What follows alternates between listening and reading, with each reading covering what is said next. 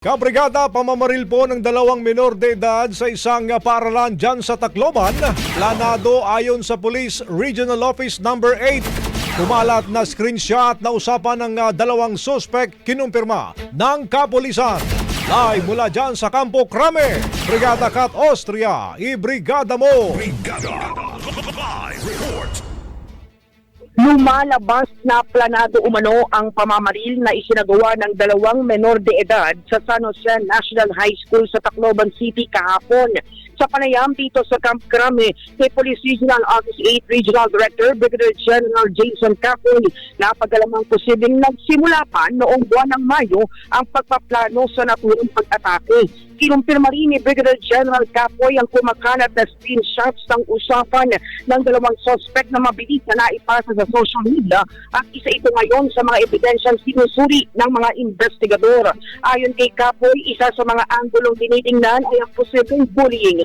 Batay sa pahayag ng isang testigo, tumiretso umano ang isa sa mga suspect sa dulo ng corridor ng paaralan upang tiyakin kung naroon ang kanilang target. Ngunit nang hindi nila makita ang hinahanap, lumalabas na nagsagawa na lamang sila ng random shooting. Isa ring halagang bahagi ng investigasyon ng umunay pagkahumaling ng isa sa suspect sa online game na Warbox. Isang larong may marahas na tema. Para raw itong Roblox pero may temang violente gaya ng barilan. Gayun manilinaw ng mga otoridad na patuloy pa rin sinusuri kung may direktang kaugnayan ito sa insidente.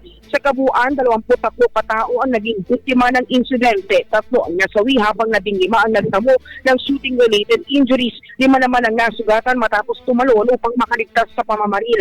Na-recover sa pinangyarihan ang isang 9mm pistol at isang caliber 38 revolver. Aabot sa 40 basyon ang balang nakuha ng mga otoridad mula sa 9mm pistol habang 5 live ammunition naman ang natagpuan sa revolver na minsan lamang umanong naiputok. Samantala, nasa restrictive custody na ang police staff na siyang natiyahin ng isa sa mga suspect at may-ari ng 9mm pistol. Inaris rin siya sa kanyang pwesto habang nagpapatuloy ang administrative investigation laban sa kanya. Nananatili naman sa kustodiya ng PNP at Social Welfare Department ang mga suspect para sa investigasyon at pagsasampa ng mga kaukulang kaso kaugnay ng insidente. In the minute of changing lives, ako si Brigada Cat Austria ng 105.1 Brigada News FM Manila, the Music and News Authority. Bagong Brigada Balita Nationwide.